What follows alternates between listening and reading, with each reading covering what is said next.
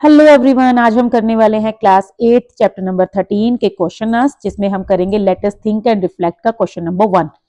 Question है read the given extract and answer the questions that follow. तो यहाँ पर हमारे पास फर्स्ट एक्सट्रैक्ट है, Sven was one of our best construction man and excelled at the tricky and specialised work of collecting assorted girders as they floated around in the free fall. यहाँ पर हमें जो है स्वेन की एबिलिटीज बताई जा रही हैं कि वो किस तरह से काम करता था, उसकी जो जॉब प्रोफाइल थी वो क्या थी। उसको जो है आयरन के बड़े बड़े पिलर्स उनको कलेक्ट करना होता था, making them do the slow motion 3 dimensional ballot that would get them into their right positions, और उनको सही पोजीशन में फिट करना, and fusing the pieces together, और जो पीसेस होते हैं उनको इकट्ठे ज्वाइन करना, when they were precisely dovetailed into the intended pattern, और जो उनका सही पैटर्न होता था वो उनसे फॉर्म करना। It was a skilled and difficult job, थोड़ी स्किल्ड जॉब भी थी और थोड़ी सी डिफिकल्ट भी थी। For a space suit is not the most convenient of guards in which to work, क्योंकि थोड़ा मुश्किल इसलिए भी था, एक तो नो ग्रेविटी था, दूसरा ये था कि जो स्पेस सूट होता है वो इतना कंफर्टेबल नहीं होता है, मतलब इतना इजी उसमें काम करना जो है वो थोड़ा इजी नहीं होता है, तो इसीलिए थोड़ा सा ये मुश्किल जॉब भी थी। अब हमारे पास कुछ क्वेश्चंस हैं जिनके हमें आंसर्स करने हैं। फर्स्ट है, what can be inferred about Sven's abilities from his job description.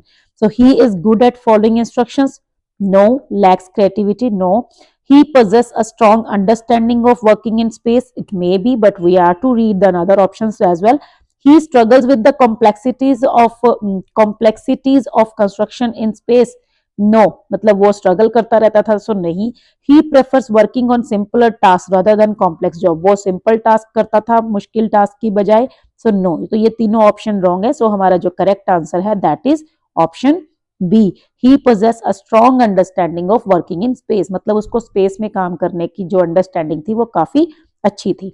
Next है, how can we conclude that Swain was working in zero gravity, मतलब ये कैसे पता चलता है कि वो जीरो ग्रेविटी में काम कर रहा था। ठीक है, अब देखिए, सबसे पहले तो सिंपल सी बात है कि he was working in a space station, that means he was working in a zero gravity area, है ना। बट यहाँ पर हमें प्रूफ बताना है कि इस टेक्स्ट के अंदर ऐसा कौन सा पॉइंट है जहां से हमें ये पता चल रहा है कि वो जीरो ग्रेविटी में काम कर रहा था। तो हम इसमें सिंपल बस इसके काम को ही बताएंगे। यहाँ पर हम सिंपल लिखेंगे, Sven was working in a space station. सबसे पहले तो हम ये लिख देंगे, Sven was working in a space station. ठीक है, एक तो ये हो गया कि जीरो ग्रेविटी ही था। उसके बाद नेक्स्ट हम क्या लिखेंगे, हिज जॉब वॉज टू। ठीक है, इसके आगे आपको सेम आपके पैराग्राफ में से मिल जाएगा, हिज जॉब वॉज टू, यहां से हो गया कलेक्टिंग, टू के साथ हम हमेशा फर्स्ट फॉर्म का यूज करते हैं तो कलेक्ट हो जाएगा। His job was to collect assorted girders as they floated around in free fall, making them do the slow motion 3 dimensional ballet that would get them into their right positions and fusing the pieces together when they were precisely dovetailed into the intended pattern। यहां तक आप पूरा भी लिख सकते हो, otherwise आप यहाँ ये फ्री फॉल तक भी लिख सकते हो। ठीक है, so this is the answer to question number 2। Third question is select the option that is correct for both assertion and reason. So ये assertion reason based question है, पहले हम assertion read कर लेते हैं। Swan's job required him to make girders perform a 3 dimensional ballet in space. So yes, this is true. Next one is working in zero gravity allows object to float, making precise positioning more challenging, मतलब जो objects है वो float करते हैं तो उनको सही position में इकट्ठे करना, दैट वो थोड़ा सा मुश्किल होता है। सो यस, ये भी सही है। So that means both the options are true. So both A and R true and R is the correct explanation of A. ठीक है, जो आर है वो ए की सही एक्सप्लेनेशन भी है, तो ये option A is the correct answer. उसके बाद लास्ट वन है, रिप्लेस द अंडरलाइंड वर्ड। हमें ये जो अंडरलाइन वर्ड है आउटफिट्स, इसको हमें एक वर्ड से रिप्लेस करना है, similar in the meaning in meaning from the extract, जो कि हमारे पास इसी एक्सट्रैक्ट में एक वर्ड आया है जिसका मीनिंग वही सेम है जो यहाँ पे आउटफिट का है। So during the festival people war colourful outfits that represented their culture. अगर आप देखेंगे आउटफिट का मतलब यहाँ पर क्या है, क्लॉथ्स, राइट, क्लॉथ्स या कोई भी जैसे कपड़े, तो दैट मीन्स यहाँ पर भी सेम है, कन्वीनियंट ऑफ गार्ब्स। ये जो वर्ड है इससे हम इसको रिप्लेस कर सकते हैं। तो वर्ड हमारा जो आंसर है वो क्या है, आंसर हमारा है गार्ब्स।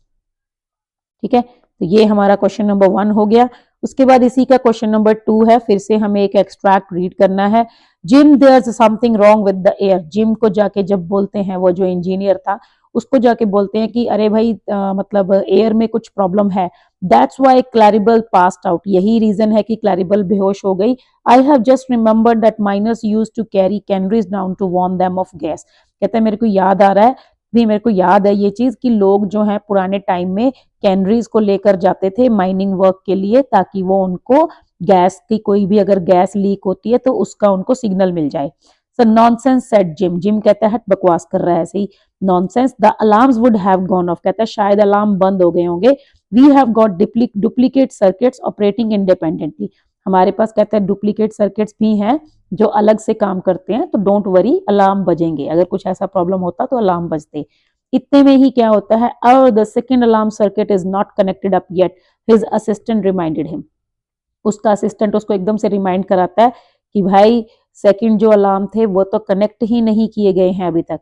ठीक है, मतलब दूसरे की वेट मत करो, पहले अगर नहीं बजे हैं तो दूसरे भी नहीं बजेंगे, क्योंकि वो तो कनेक्ट ही नहीं हुए। So that Shuk gym. अब जिम एकदम से हैरान हो गया।